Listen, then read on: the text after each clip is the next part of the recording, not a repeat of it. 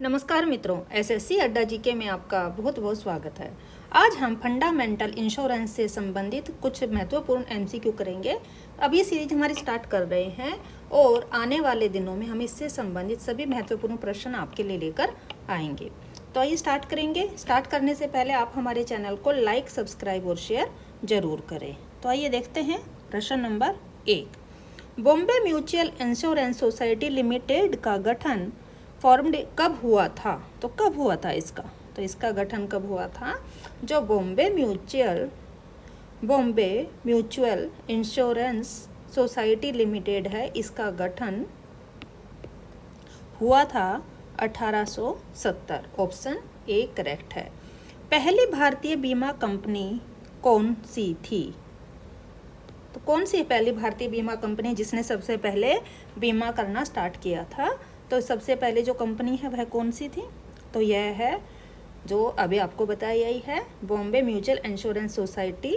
यह 1870 में इसका क्या हुआ था? इसका गठन हुआ था और सबसे पहली यह भारतीय बीमा कंपनी भी बनी थी। तो उत्तर रहेगा Bombay mutual insurance society limited. Option A correct है। बीमा मदद करता है, तो बीमा किस लिए करवाया जाता है? इससे क्या फायदे रहते हैं? तो प्रतिकूल परिस्थितियों के सभी परिणामों को नकारे प्रतिकूल परिस्थितियों को होने से रोकता है, संपत्ति को लगातार उत्पादक बनाए रखता है, प्रतिकूल परिस्थितियों के वित्तीय परिणामों को कम करता है। तो देखिए, जो बीमा है, बीमा कब कराया जाता है? बीमा आपको पता ही है कि अगर घर में मकान बनाना है, मैरिज होनी है या कोई प्रॉपर्टी है, कुछ भी है, तो इस तरह के चीज़ों को बनाए रखने के लिए, ताकि लोगों की संपत्ति भी बचे रहे या चोट लग जाती है कुछ भी, तो इस तरह बीमा हर परिस्थिति में मदद करता है। तो जो मेन है बीमा, तो किस लिए है? प्रतिकूल परिस्थितियों के वित्तीय परिणामों को कम करता है। तो जब भी कोई ऐसी विपरीत परिस्थिति आ जाती है जिसमें दिक्कतें हैं, मकान नहीं बना पाते हैं, मकान की मरम्मत है आदि, ऐसी परिस्थितियों के वित्तीय परिणामों को कम करने के लिए बीमा सहायक सिद्ध होता है। Question number 4। डैश का सिद्धांत यह सुनिश्चित करता है कि एक बीमा धारक कई बीमाकर्ताओं के साथ बीमा करके लाभ नहीं कमाता। तो इसका क्या उत्तर रहेगा? क्या प्रस्थापन, सह बीमा, योगदान या हानि से सुरक्षा? तो क्या होता है? तो इसमें क्या होता है? बीमा करके कोई लाभ नहीं कमाता, तो क्या होगा इसमें?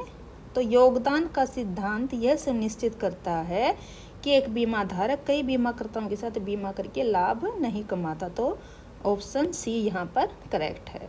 निम्नलिखित में से कौन सा शब्द फैमिली फ्लोटर से निकटतम है? तो जो फैमिली फ्लोटर है उसके एकदम निकटतम कौन सा शब्द है, बताएं जरा। तो इसका उत्तर रहेगा, तो उत्तर है आपका स्वास्थ्य बीमा। फैमिली फ्लोटर से यानी कि जो फैमिली से संबंधित है। संपत्ति बीमा तो वो प्रॉपर्टी से, आकस्मिक चोट, एक्सीडेंट वगैरह से परिणामक क्षति, लेकिन जो स्वास्थ्य बीमा रहता है ये फैमिली फ्लोटर यानी कि आपके सिंगल जो स्वास्थ्य बीमा है उससे रिलेटेड रहता है। ऑप्शन डी करेक्ट है। एक पॉलिसी जहां पॉलिसी धारक प्रीमियम का एक मुश्त भुगतान करता है उसे डैश के रूप में जाना जाता है। तो क्या जाना जाएगा उसको? मनी बैंक पॉलिसी, वेतन बचत, अर्धवार्षिक या सिंगल प्रीमियम पॉलिसी। तो एक पॉलिसी जहां पॉलिसी धारक प्रीमियम का एक मुश्त भुगतान करता है उसे डैश। तो आपको पता है कि लोग पॉलिसी आजकल बहुत ज़्यादा लेते हैं, आप लोगों ने भी लिया होगा। तो उसमें क्या होता है, जब भी आप कोई पॉलिसी लेते हैं तो उसमें क्या करते हैं, एक बार में ही भुगतान वहाँ पर आप कर देते हैं। तो उसको क्या कहा जाता है? उसमें अर्धवार्षिक, वेतन बचत ये तो कोई भी नहीं रहते। तो क्या बचेगा? सिंगल प्रीमियम पॉलिसी ये कहलाती है। Option D. ऐसे मामलों में जहां जीवन बीमा एजेंट पॉलिसी धारक से प्रीमियम एकत्रित करता है, तो आपको पता है बीमा एजेंट रहते हैं, उसके द्वारा आप लोग क्या करते हैं, पॉलिसी धारण करते हैं और उसे बीमाकर्ता के कार्यालय में भेजते हैं। तो आप किसी यानी एजेंट के थ्रू क्या करेंगे, उसको बीमाकर्ता के जो बीमा है कार्यालय में भेजता है। तो वह डैश के एजेंट के रूप में कार्य करता है। तो किसके एजेंट के रूप में वह कार्य करेगा? बीमा कंपनी, पॉलिसी धारक, डी दलाल या आम जनता, या इनमें से कोई नहीं। तो जब भी हम किसी एजेंट के द्वारा अपना बीमा वगैरह करवाते हैं, कोई पॉलिसी हम लेते हैं और उसे जाके जो एजेंट काम अगर हमारा कराता है तो उसे बीमा कंपनी के एजेंट के रूप में हम जानते हैं। ऑप्शन ए करेक्ट रहेगा। निम्नलिखित में से किसे जीवन और संपत्ति के नुकसान के जोखिम को कम करने या समाप्त करने के लिए एक सामाजिक उपकरण के रूप में वर्णित किया जा सकता है? निवेश, ऋण, बीमा या सहेजा जा सकता है। तो जीवन में, और जैसे कि आपकी जो लाइफ रहती है उसमें जो संपत्ति यानी प्रॉपर्टी के जो जोखिम होता है, कोई भी अगर प्रॉपर्टी के नुकसान को कम करने के लिए या उसको बिल्कुल ही समाप्त करने के लिए एक सामाजिक उपकरण के रूप में हम किसे जानते हैं? तो देखा, अभी बताया, कई बार क्या होता है कि प्रॉपर्टी लोन आजकल मिल जाते हैं लोगों को। पहले क्या होता था, अगर प्रॉपर्टी बेचनी है, कुछ है, या बच्चों को पढ़ाना है, लिखाना, कोई लोन नहीं होते थे। पर आजकल तो बीमा वगैरह इतना चल गया है, तो उसकी प्रॉपर्टी, संपत्ति के, जीवन और संपत्ति के जो नुकसान है, जो उसके जोखिम को कम करने के लिए अब क्या है, तो बीमा जो है एक सामाजिक उपकरण के रूप में इसको वर्णित किया जा सकता है। किसको? बीमा को। ऑप्शन सी करेक्ट है। जीवन बीमा में मृत्यु दावों के संदर्भ में निम्नलिखित में से कौन सा पद अन्य चार से भिन्न है? तो मृत्यु के लिए जो बीमा होता है उसके लिए कौन सा? प्रारंभिक दावा, गैर शुरुआती दावे, फोरक्लोजर या दावेदार का बयान। तो इसमें जो अन्य जो चार है, इसमें प्रारंभिक दावे अलग है, ये फैमिली है, तो इसमें ऑप्शन दावेदार का बयान, गैर शुरुआती दावे, तो ये तीनों ही करेक्ट है, तो ऑप्शन सी यहाँ पर करेक्ट है। निम्नलिखित में से कौन बीमाकर्ताओं के लिए एजेंटों के माध्यम से जीवन बीमा पॉलिसियों को बेचने का एक महत्वपूर्ण कारण है? तो बीमाकर्ताओं के लिए, जो बीमा कराने वाले रहते हैं, तो उनके लिए जो एजेंटों के माध्यम से जीवन बीमा पॉलिसियों को बेचने का एक महत्वपूर्ण कारण है, तो वो क्या है? तो इसका क्या रहेगा? तो इसका रहेगा ऑप्शन डी। कई लोगों को सही चुनने के लिए व्यक्तिगत मार्गदर्शन की आवश्यकता होती है। तो अगर आप कोई बीमा कराते हैं तो आप देखते हैं कि सही तरह से कार्य हमारा होगा नहीं, सही बीमा हमारा बनेगा ही नहीं, या जो हम पॉलिसी जिसके द्वारा हम एकत्रित कर रहे हैं, जिसके द्वारा बना रहे हैं, तो वह है। तो कई लोगों को सही चुनने के लिए व्यक्तिगत मार्गदर्शन की आवश्यकता होती है। ऑप्शन डी करेक्ट है। मोटर वाहन अधिनियम के तहत संरचित फार्मूले के अनुसार घातक चोटों के पीड़ितों को किस आधार पर मुआवजा दिया जाता है? तो देखिए, कई बार कोई एक्सीडेंट हो जाता है और एक्सीडेंट में किसी व्यक्ति को ज़्यादा चोट वगैरह लग जाती है, तो जब उसको कोई भी मुआवजा वगैरह दिया जाता है तो किसके आधार पर दिया जाता है? आयु और आश्रितों की संख्या, गलत।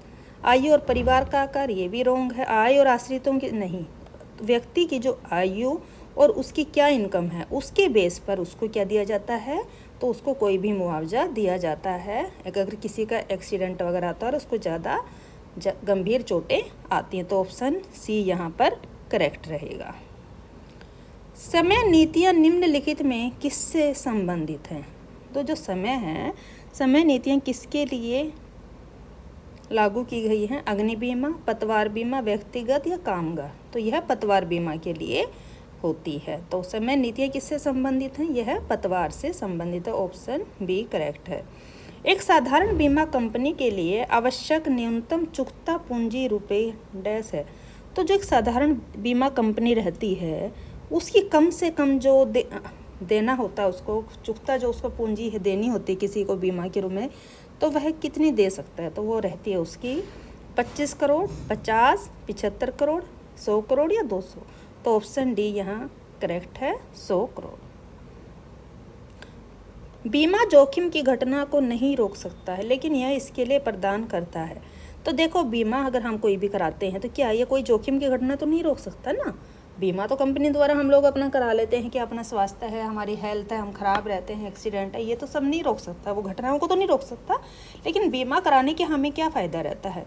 जोखिम का नुकसान, जोखिम की घटना, जोखिम की संभावना, या इनमें से कोई नहीं। तो जो जोखिम की कोई संभावना रहती है उससे हमारा बचाव हो जाता है। मान लीजिए हमारा कोई एक्सीडेंट वगैरह हो जाता है, कुछ हो जाता है, तो हमें वहाँ से कुछ मुआवजा मिल जाता है, और जिसके द्वारा हम अपना, उसके द्वारा जो इंश्योरेंस वगैरह मिलता है तो वो हमारे काम आ जाता है। तो जोखिम की संभावना, ऑप्शन सी करेक्ट है।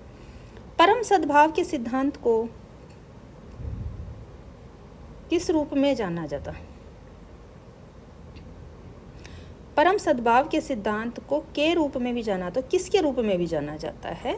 प्रस्थापन, करण प्रोक्सिमा, बीमा योग्य ब्याज, या उबेरिमाफाइट्स। तो इसका ऑप्शन डी करेक्ट रहेगा। क्वेश्चन नंबर 16 है, डैश सिद्धांत का अर्थ है कि बीमित व्यक्ति अपने नुकसान पर लाभ कमाने का हकदार नहीं है। बीमित का मतलब जिस व्यक्ति का बीमा हुआ है। सिद्धांत का अर्थ है कि बीमित व्यक्ति अपने नुकसान पर लाभ कमाने का हकदार नहीं है। कौन से सिद्धांत का यह अर्थ है? प्रतिस्थापन, कारण प्रोक्सिमा, हानि से सुरक्षा या उबेरिमा फाइट्स। तो इसका ऑप्शन जो रहेगा डी, हानि से सुरक्षा, सी। तो हानि से सुरक्षा सिद्धांत का अर्थ है कि बीमित व्यक्ति अपने नुकसान पर लाभ कमाने का हकदार नहीं है। तो आज हम सिर्फ इतना ही करेंगे। आने वाले दिनों में हम डिटेल के साथ और जो मोस्ट इम्पॉर्टेंट एग्ज़ाम के लिए रहने वाले हैं, इंश्योरेंस, जो फंडामेंटल इंश्योरेंस से संबंधित जितने भी क्वेश्चन हैं वो हम कंप्लीट करेंगे। साथ में जो अन्य भी सीरीज है, अगर उनमें कोई कमी रही है तो उनको भी हम कंप्लीट करने की कोशिश करेंगे। धन्यवाद।